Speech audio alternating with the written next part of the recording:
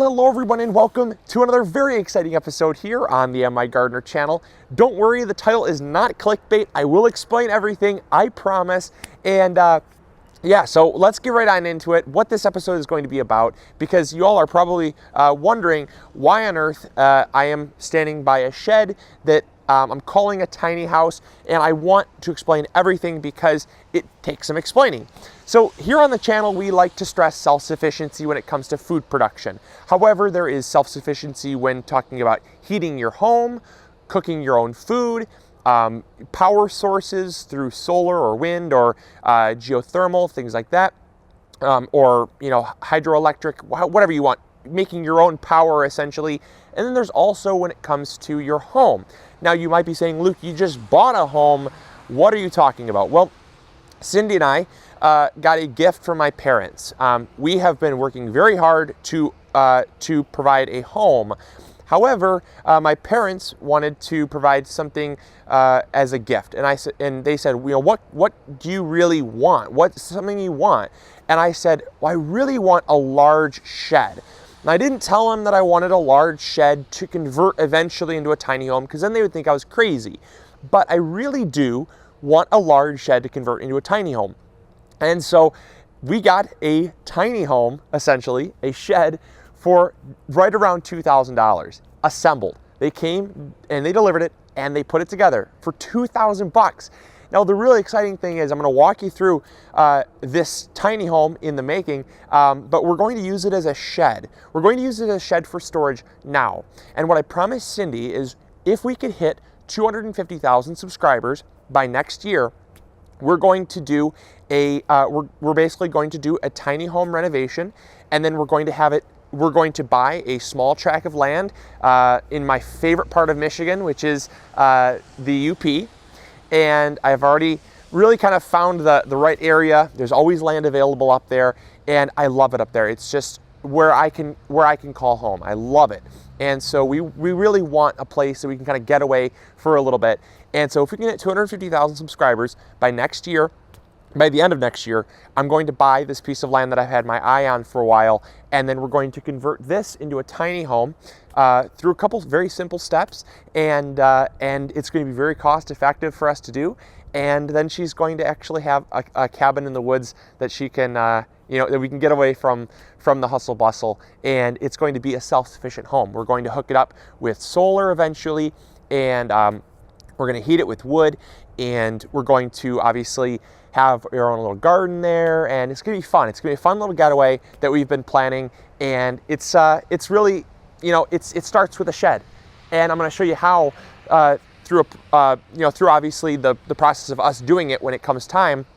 But I wanted to show you kind of what we're working with right now to give you some ideas, because it's so easy to do, and it just takes some engineering, it takes some handiwork skills, it takes some patience, and obviously it takes some money. So we're doing it to save us some money, because one of the biggest things that we like to do is we like to stress self-sufficiency when it comes to financial means. So we don't like to be dependent on someone else's money. And that's why we're doing everything in small steps, and that's why we started with a $2,000 shed, because it's something that we didn't have to take out a loan for. You don't have to be subservient to anybody. You just own it. And ownership is one of the best forms of freedom, and it's so gratifying. So we just wanted something that we could own and then move to something we own, and we basically get a second place, a second getaway, scotch-free.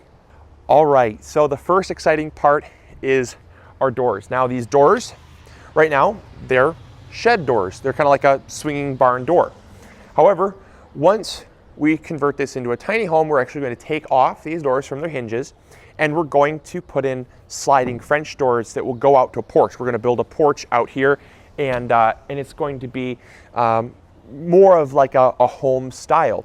Then for another door, we're going to put a back door there, which is actually going to be the front of the house, the front of the tiny house. This is going to be the back that's going to face the lake. So just a tip, there's a lake involved, so it's going to be great. I'm really excited about it. So come on in close, let's go check out this tiny home. So we're inside of the tiny home now, and one of the real exciting things is the potential that's in this. Now you're probably wondering, Luke, how on earth is this a tiny home?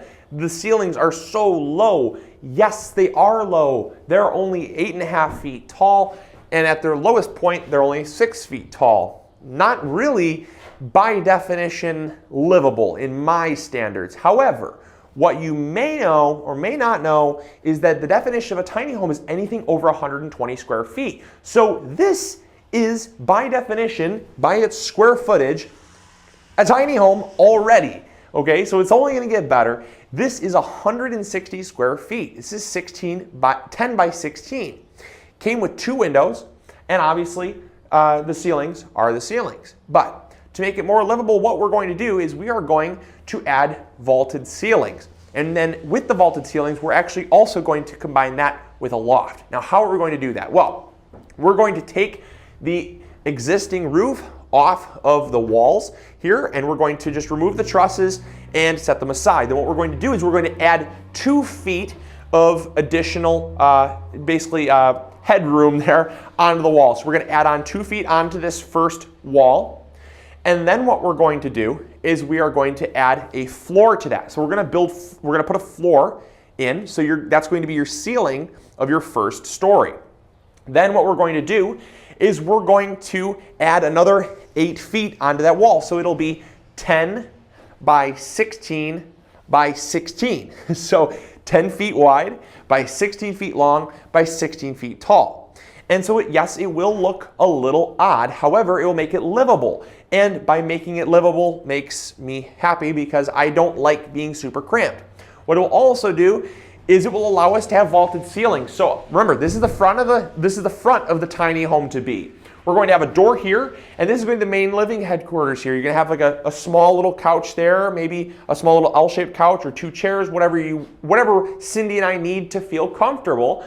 And so this is going to be our living quarters here, or our living room.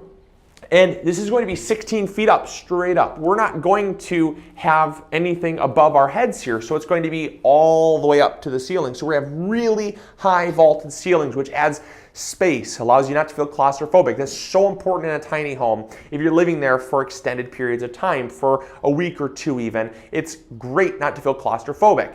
So that's going to go all the way up. And then right about here, we're going to have a ladder, which is going to go up to our loft.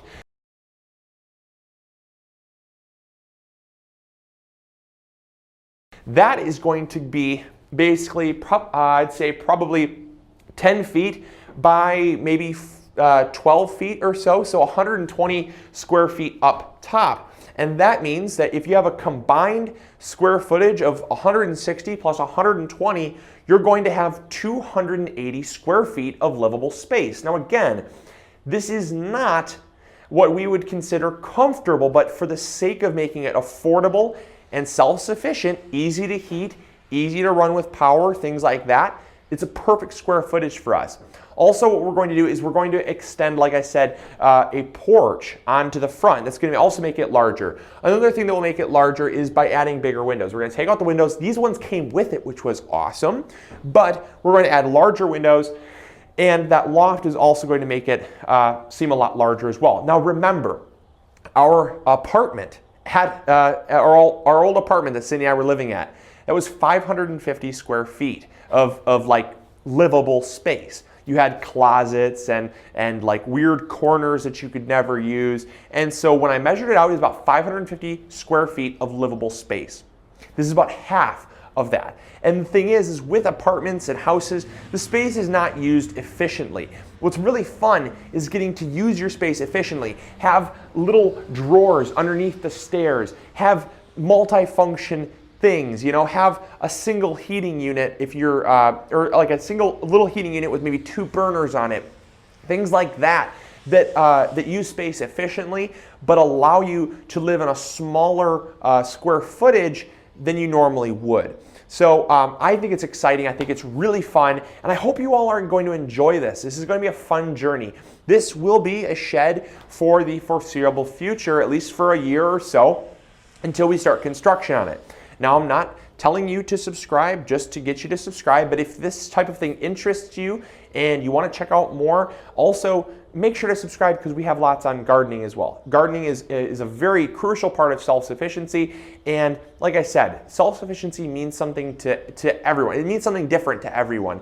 And so you might take this idea and apply it to more methods that you see out there. But for us, we really just want to focus on self-sufficiency that we feel is important. So another thing we're going to do is we're going to hook it up with solar. That's going to be something in the future. We're going to hook this up to solar so we can get off the grid with that. And then we're also going to heat it with wood. That's also another thing that's important. So we're going to be heating it without gas. And obviously also we're going to have the garden. So we're going to be self-sufficient in terms of that. And then also the home will be paid for. Now again, this is a rough shell of a tiny home. I'm not trying, I hate clickbait. I hate people telling you something that's not true. This is a livable tiny home. It obviously needs insulation. We're going to do that as well. So there's a lot of cost that has to go into this to become a livable tiny home. This right here, this shell costs us $2,000. However, with the addition of $5,000 to $10,000 more money, so you're talking between $7,000 and $12,000, you're going to have a fully livable tiny home that I think would be acceptable for anyone looking to build a tiny home. And it gives you a really good framework that someone has already kind of put the work into, so you don't have to learn it all of yourself. And it's going to be fun. It's exciting. And this is just a really good starting point. So hopefully you all enjoyed. We did get the shed on a like a fall clearance for $2,000, but it normally retails for $3,000. I'll still post a link. I'm honest with what we got it for. I don't think it's that price anymore, but there's always a sale running every once in a while, and you could probably get it for around this price again later if you're interested. So we got it from Shed Liquidators, and well, not we, my parents. Thank you, Mom and Dad. I appreciate it. It's a wonderful gift. So hopefully you all enjoyed this episode. Hopefully you learned something new. Hopefully you all are remembering to grow big or go home. And as always, we'll talk to you later. See ya. Bye.